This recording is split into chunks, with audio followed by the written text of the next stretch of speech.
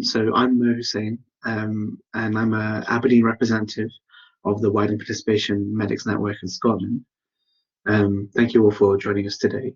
So with our talk today, we're just basically going to be talking about our experiences at medical school. And so you'll hear from medics from Edinburgh and Glasgow, and we have a couple of slides about Dundee and St Andrews, so you have a good kind of idea as to what it's like to be at uni. And also we'll be talking about our different pathways into medicine, and we are all from widening participation backgrounds, so hopefully it'll be something you can take away and something you can bring to your interviews as well. To talk a little bit about the WPMN, I'm going to pass over to our regional rep, Craig. Hi everyone. So as Mo said, my name's Craig and I'm the regional representative for the Widening Participation Medics Network in Scotland. So I'm just going to briefly talk a bit about who we are and then a bit about what we're going to cover in today's session, which is mainly pathways into medicine and what life is like as a student at each of the 5 universities in Scotland. So the Widening Participation Medics Network was set up by Jade last year, who's a radiology doctor down in London. And she set up this network to try and address the challenges that people are facing in widening participation backgrounds, both applying to medical school and once they're accepted to medical school. So it's quite a unique network in that it's so national and it's UK wide, and that it's also acknowledging these problems once people get in, which isn't addressed by a lot of the other similar networks as much. So as Mo was saying, we've got local reps at each of the UK universities, and then we have regional reps. So I'm the Scottish one. There's also North East England, Wales, for example. And then we have an overarching main committee that deals with the kind of higher order things and making sure things are running smoothly. And we meet once a month to discuss these kind of areas of that we can do.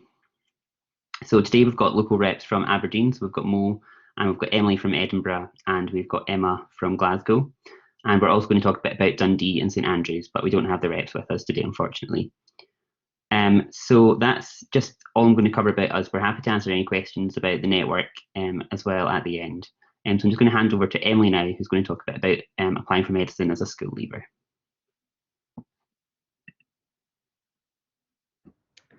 Hi guys, so yep, as Craig said, my name's Emily. I'm a current 5th year medical student at Edinburgh Medical School. So I'm sure that you've probably heard a lot of today about explaining the application process and admissions and things, but as we said, if anyone has any questions, feel free to pop them in the chat. We'll do a little Q&A at the end if there's anything that you want to go over or ask us specifically. We'd be happy to answer that for you. But yeah, so I came through the REACH programme as well for Edinburgh. So I'm from Livingston, which is a town just outside Edinburgh. And through the REACH programme, I was accepted to study medicine at Edinburgh straight from school. So I was going to speak a bit today about the kind of transition period that you face moving from school straight into university. So this is obviously a really big time. People move away from home. Some people choose to study from home, and that's fine, you know, if you live locally to your university.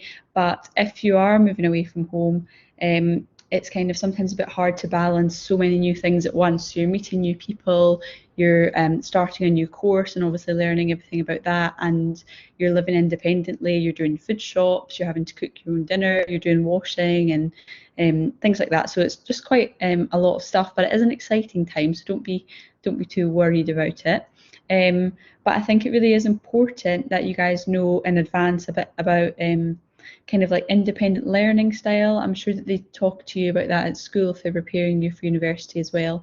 As you kind of move up in the school, they say you'll have to adapt your learning style, but it still was quite a jump when you arrive at university and the kind of things that people expect you to do. But usually, you know, everyone's in the same boat when you all start in first year. So don't be afraid to ask people, like, what are you doing and what do they find useful? And you can try things out and just see what works for you with regard to learning styles and finding a nice work-life balance.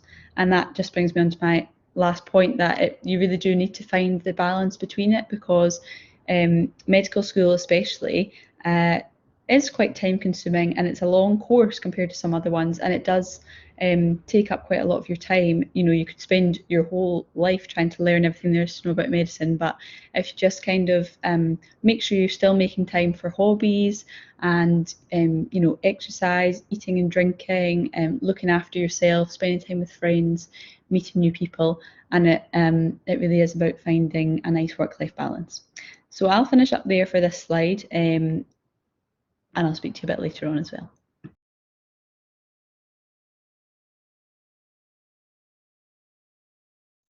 You're right. So I took a gap year. I'm also a postgrad into it as well. So I took the longest way into medicine, as you can imagine. But the main takeaway from it as well is that it's not the end of the world if you don't get in the first time. And also, if you have like personal issues like myself, I had to look after my mum for a year, and I kind of made the most of it as well. It's not the end of the world. You can get experience, you can get a job, and you can do internships. I personally set up my own business as well during my gap year as well, and that's kind of really been helping me with my finances as well. So there's like lots of time to do stuff, and it's not the end of the world. And actually, you're more at advantage because you've had experience with the real world, and you've had time to research into what you want as well. And it kind of gives you time to kind of find what things you kind of enjoy. So, you know, what part of medicine do you enjoy? You know, is it the caring for people? Is it the science behind it? These are the kind of things that you can back up with your experiences from your gap year. So, yeah. So I think also as well, another option that we have is gap year entry as well. So both Craig and I got in through doing an undergraduate degree first and then came into medicine. So I'll let Craig talk a little bit more about that. Yeah, so as Mo said, I took the postgrad entry route into medicine. So I applied as a school leaver to the Scottish universities, basically because they were cheaper for me as a Scottish student. I received one interview at the end of that and had an average UK CAT test. So my interview was in Aberdeen, but was unsuccessful after that. So I then did my backup choice, which is a BSc Immunology at Edinburgh. And during that period, I kind of decided that I was just going to do science because I thought that was the area I liked anyway. So I just kind of convinced myself into that. But then in my final year, I did a lab project and decided, actually, this is quite intense. I'll maybe not do science. I'll apply for medicine again and see what happens. So I did that and got 4 offers, all in Scotland, to study medicine, and went with it. And it was honestly the best choice I think I've ever made. And I think it probably showed me that I had so much disappointment from the first time that I was trying to convince myself out of it. But I think if you're meant to do medicine, you will end up doing it somewhere or another. And the postgrad entry was a really good way for me because I definitely matured as a person, both academically and in terms of life experience over those 4 years. And really, it just goes back to the whole maturing and life experience stuff. So I got 2 offers when I was in high school, and they were English medical schools. But my results day in England is a bit different, so we don't know our grades until the end of the year. And so I didn't actually get my grades, and you know, I was really upset and whatever. So I thought, you know what, let me just go do something I do enjoy. And so I did a degree in human biology and international relations. It's really a weird degree at Keele Uni. And then I reapplied again in my final year. And then obviously, as I mentioned before, I had to take a gap year afterwards. So I've literally taken a really long time to get here. And it's actually been really good. And I think I'm a little bit of an advantage in that sense. My communication skills are a little bit better. But even then, like, as Craig said, if medicine's for you, you will get it. It's just about being, you know, about persevering, carrying on. And Aberdeen, I've had the best time of my life so far here. And so that actually brings me to the next section. It's like, what is life like at universities itself? So I am a student at University of Aberdeen. I'm a 4th year medical student, the best uni in Scotland, I would say. And it's because, you know, we got early patient contact, which means that like we were able to like go onto the wards from first year and practice what we'd learned immediately. Obviously under supervision with like other medical students there and other doctors there helping us. What I do like about Aberdeen as well is the fact that it is a decent sized city. with all the amenities of a city as well. And we've got the Highlands, literally like a 20-minute drive away or like a bus away, and so you can go, be quite outdoorsy as well. One thing that's very unique about Aberdeen is that we have a link with Raigmore Hospital up north. And fourth years and fifth years are given the opportunity to either spend about just under a month and a half there or a year there. And it's really good to be able to kind of understand rural medicine and kind of what's medicine like in like smaller hospitals and stuff, as well as working with the ARI and GPs and everything. So we get a really wide spectrum of experiences with different kind of healthcare settings. What's really cool about Aberdeen is that we have a variety of sport and medical societies as well. I personally am part of Medics Rugby, and it's like it's not too much pressure in that sense because they understand we're medics, we have professionalism, and we have like our timing that we have to kind of stick with, and they really respect that as well. So that's really quite good, and it's a really good way to socialize. And one thing I really enjoyed about Aberdeen is in third year we have this humanities block, and that's where we get to explore pretty much whatever we want. And get a grade for it. So I did my humanities block in creative writing, and I just really worked on my like poetry and writing skills, and it was just really enjoyable part of the semester. So yeah, they're kind of things you can look forward to at Aberdeen. I'll just pass it on to a quick Dundee. Hi guys, so as I said, I'm actually from Edinburgh, but this slide was created by Sue, our representative from Dundee. So I'll just go through a bit about what she's said about life at Dundee. So she really enjoys going to medical school there. She says, obviously, there are really nice walks along the River Tay at night just to enjoy the city lights, and yeah, it's just a really nice city to live in. They have amazing student support, for like well-being and things. And she says you have early patient contact and feel cadavers for dissection. So you get to dissect cadavers to learn anatomy, which is really useful. They do case-based teaching, so they tell you about a patient basically, or a made-up patient sometimes, and they focus on the patient as a whole rather than just learning about diseases. She says they have efficient clinical skills teaching, and yeah, she just wanted to emphasise that it's a nice city for walks. It's a nice place to go. They have quite good student life. They have nightclubs and bars, restaurants, cafes, everything like that. So I see that there's a question about what is a theal cadaver. Let me just double check that actually. So I think it's basically, so cadaver is a human body that's donated to science to help people learn about anatomy. So obviously it's a real body. That's what a cadaver is. And a theal cadaver, I think, is just a certain way that they are preserved. I'm not entirely sure if that's Can I correct. add into that? Yeah, so a theal cadaver is, so the cadavers we use is usually with like the method of just like preserving, and it kind of makes it very different from the human body. Theal cadavers kind of preserve the kind of softness of the tissue, so you can kind of feel the organs as if they are like fresh almost. But that's really quite a gross kind of explanation of it. But yeah, that's roughly what theal cadavers are. So if we jump in. Great. Yep, so I'll just move on to the next one, which is life at Edinburgh, which I will be covering as well. So Edinburgh is where I go to university. Again, it's a beautiful city to live in. You have great teachers, specialist hospitals. So they have the new Sick Kids Hospital, which is opening, and the Western General they have is like the Centre for Cancer across. In Edinburgh, people come up from the borders and things to be treated there, so you sometimes get really interesting and complex cases which you might not get at other kind of district hospitals. There's a big focus on research in Edinburgh, so of students producing research, helping out on research projects and getting publications. That's great. So if academia is something that you're interested in.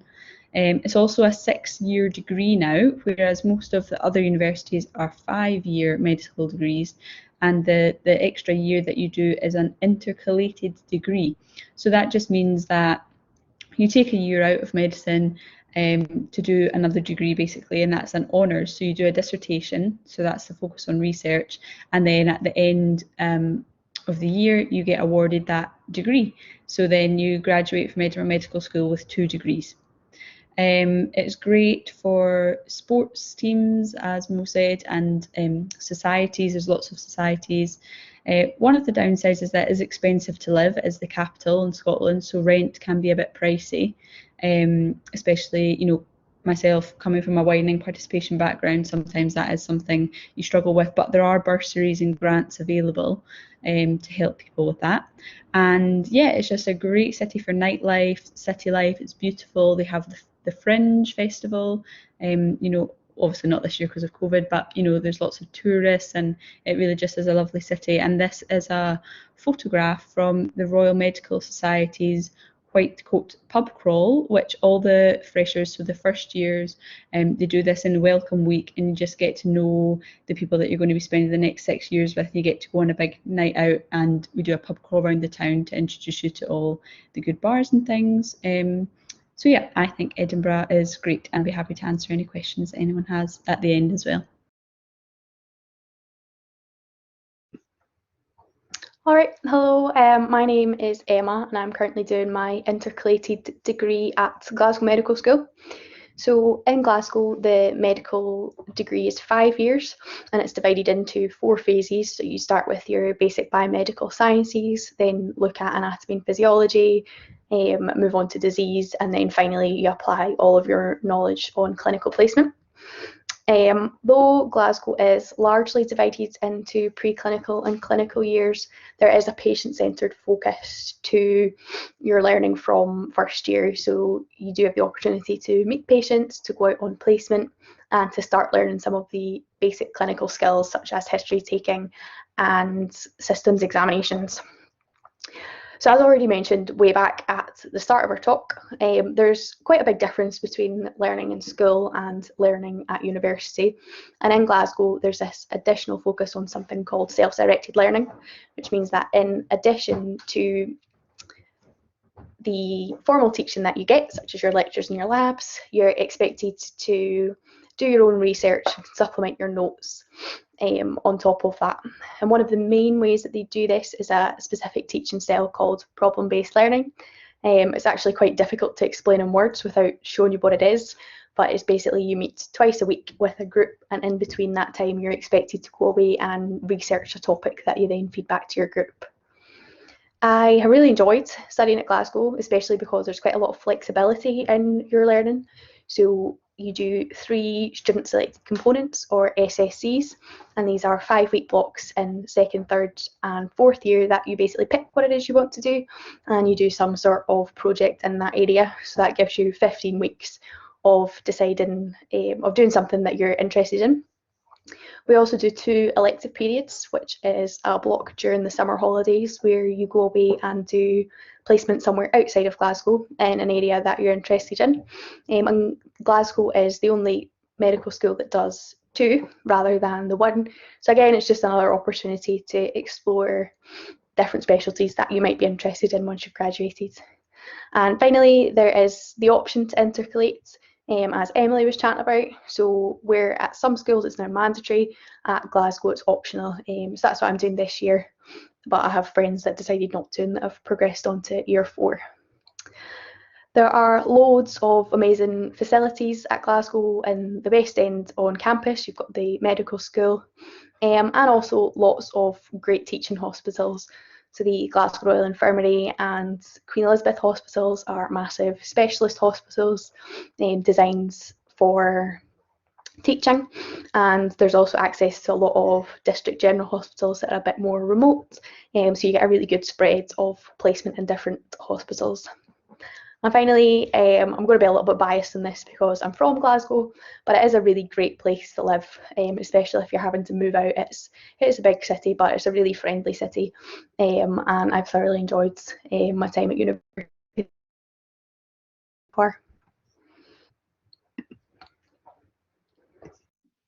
Okay, so like Emily, I'm a 5th year student at Edinburgh, but we don't have a rep at St Andrews at the moment, and my partner went to St Andrews, so I spent quite a lot of time getting a feel for the kind of town and the kind of medical school life there. So in contrast to what Emma was saying about Glasgow, St Andrews is very small. It's got more of a kind of town-like feel, almost like a village. In some places you can walk from one end to the other in a couple of hours really. And this kind of translates into the medical school as well. Medical school is quite small compared to a lot of the other medical schools, because you only do your 3 years at St Andrews, and then you either go down the Scottish route and go to one of the other universities in Scotland, or you can go to Manchester after those 3 years. So it's very much a preclinical course, especially in your first 2 years, and then your third year tends to be more research focused, and you do a dissertation and things.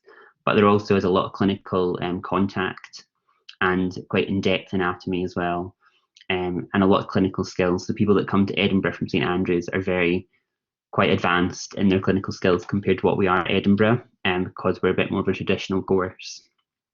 They also have a new purpose-built medical school, which is absolutely beautiful and has like chargers underneath all the chairs, which we don't have in Edinburgh. So that's very nice as well. So as I say, it's got a massive student population because of it being this little village. I think it doubles basically during term time. So that gives you a chance to really get to know people around as well. There's lots of bars, shops and restaurants, and it's on the coast as well, which is a big thing if you like being by the sea, if you've came from somewhere near the sea, if you like running or cycling or swimming. And it's also close to Dundee and Edinburgh. So if you do like the city, but you kind of don't want to be right in the middle of it, you've still got that there on your doorstep as well.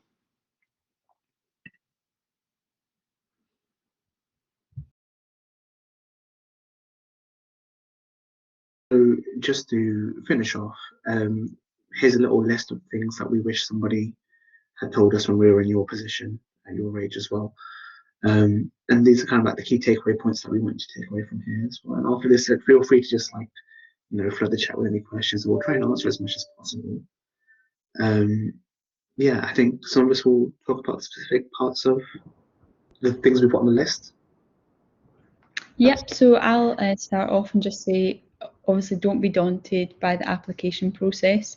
I know that there's a lot to do, you have to do the UK CAT and get your personal statement right and things, but there's plenty of people out there that can help you. There's plenty of advice online. Hopefully your schools will be a bit supportive, but sometimes they're not always, so don't just rely on that. There's lots of things that you can, resources that you can look at online as well, and programs like this that are in place to help people. So yeah, just don't be daunted by that.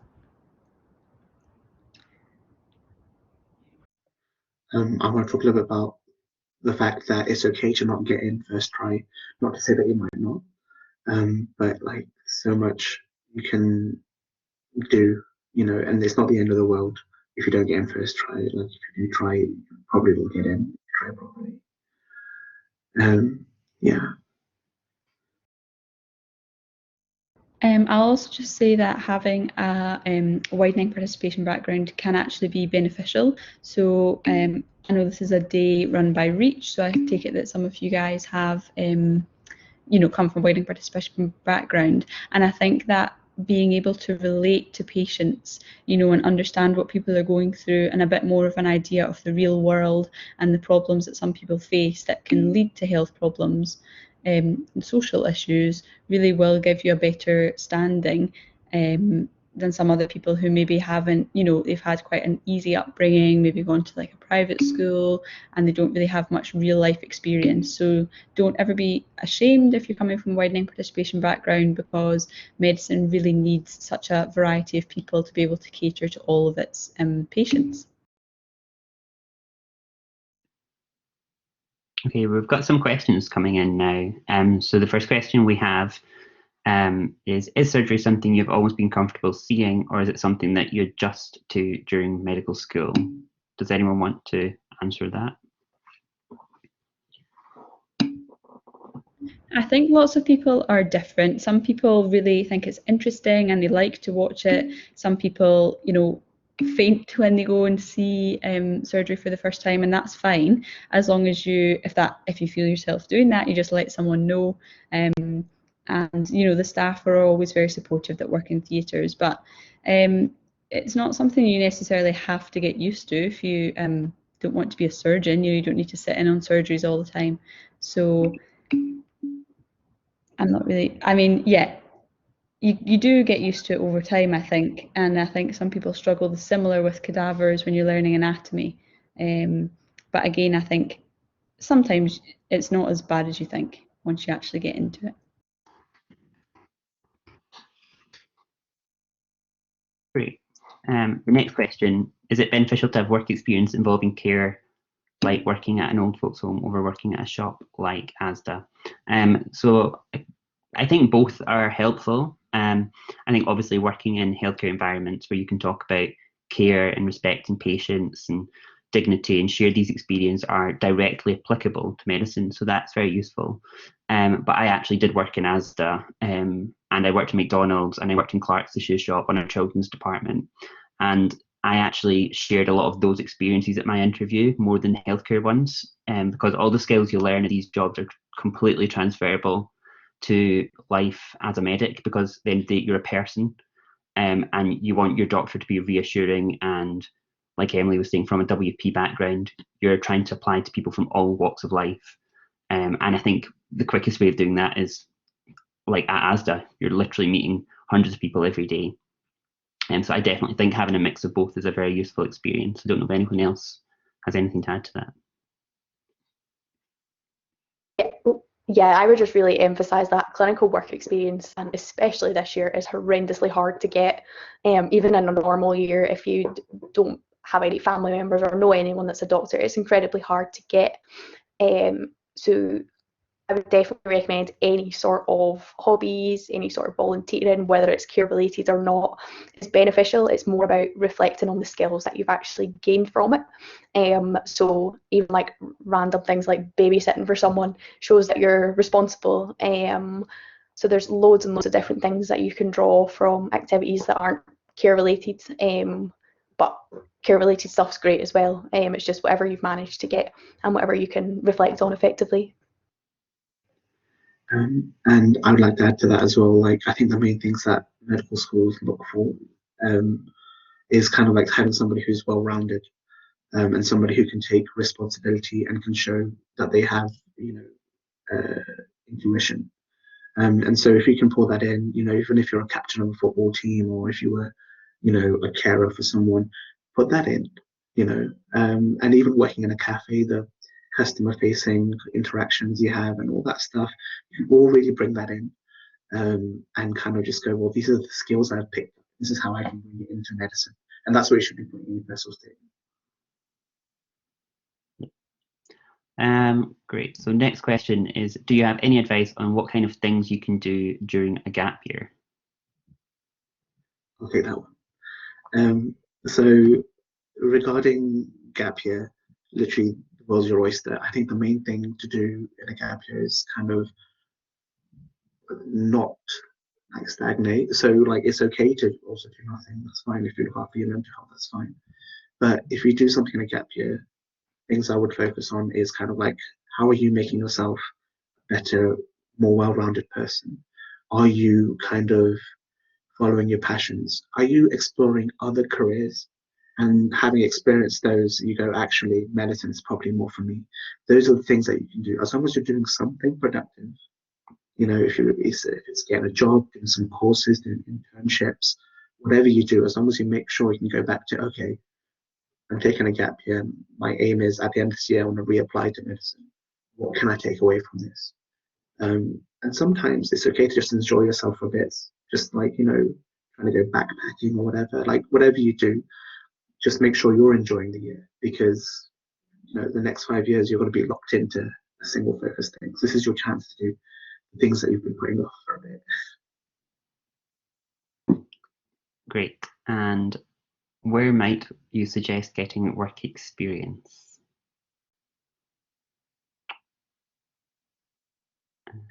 So this year, I think this year, work experiences, I wouldn't say off the table, but at the minute, I know from working with the Glasgow Health Board that they are not taking work experience pupils in GP and hospital anywhere.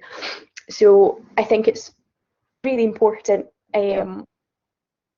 to try and attend events like this, and get as much as you can from these kind of events in place of work experience at the moment. And if you're able to speak in to doctors and students would be very beneficial. But I think at the moment, actually trying to get physical work experience is just, it's not going to happen. And the medical schools are aware of that, so I wouldn't worry too much about that. There are also, can you hear me? Sorry, my screen's just gone off a bit. Yeah, we can hear, but we can't see you. Okay, yeah, that's fine. My internet connection is really quite bad. I think one thing that we can do as well is that there are online taster days that are available. So if you look on Facebook and you look on Eventbrite, there are some hospitals that are doing online taster days. Sometimes the smaller hospitals as well have actually work experience programs. And so hopefully, you know, all the COVID restrictions are going to start to kind of ease off as we go through. But even if not, they have online taster days as well, and kind of can sometimes find you like a network of, you know, doctors who are helping people get into medicine. So it's really worth inquiring into your nearest hospital, your nearest GP, and to see if they'll have you in for a day or whatever. Because, you know, if you don't ask, you don't get. So that's the best thing. Just try. Perfect. The next question from Martha: is medical school harder than you thought? I'll just have a quick answer. No, it's not harder than I thought. It's exactly what I thought, to be honest. I think for me the hardest part was getting in. I think once you get into medical school, it's it definitely feels a bit anticlimactic almost once you're in. I think especially when as a grad, my first degree was all about getting the first, and oh my gosh, what am I going to do after? I need to get a job, I need to get the top grade. It was very competitive. Once you get into medical school, people want you to do well. They want good doctors. They want you to be good at their medical school. And most people, the vast 99.99%, are going to end up as a doctor somewhere. So I don't feel there's as much pressure. Obviously, it's hard and you need to study because medicine's so vast and so important. But I think it makes a difference as well that you're applying. Most people applying for medicine are genuinely interested in it, which I think is half the battle for studying, especially when it is so self-directed, as Emma was saying. Does anyone else have anything to add to that? Next. We'll just move on to the next question. So what would you say is more important, the subjects you study, or I think I can say, or the grade you achieve, which is, I think it will vary year on year and by uni, and the best people to contact are definitely the admissions for the medical schools that you're applying to. So I think we'll steer clear of that one if that's okay. We've answered the next one. How do you balance med school and a part-time job? Yeah, I'll happily cover that. I've had a part-time job throughout my time at uni. I work full-time over the summer and build up a bank of savings, and then I just work weekends during term time. I think it definitely does add an extra pressure, especially for some of your colleagues that are maybe don't need to work a part-time job. For me, I need to pay for bits and pieces like travel. But it definitely is achievable to balance. I think as long as you manage your time well, working a part-time job while studying medicine is definitely achievable. Yeah, I also work weekends. Oh, sorry, Craig. I was also working weekends, and I actually think that it does almost encourage you to manage your time better, because if you know that you definitely have work on a Saturday, say, then you know that you'll either have to work a bit through the week, you know, after in the evenings. And if you thought, oh, I've got all weekend, I don't actually need to do anything all week, you actually can find yourself procrastinating quite a lot. So I think having a bit of extra pressure is actually a good thing for motivation in medical school as well. Yeah, I think definitely, and I think you can kind of change what jobs you're doing as time moves on.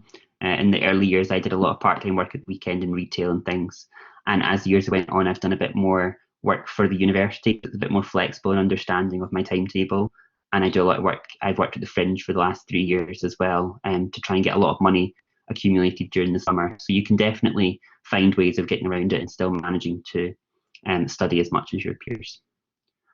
I don't know if we might leave the questions there till the end, and we can try and answer the rest of them then.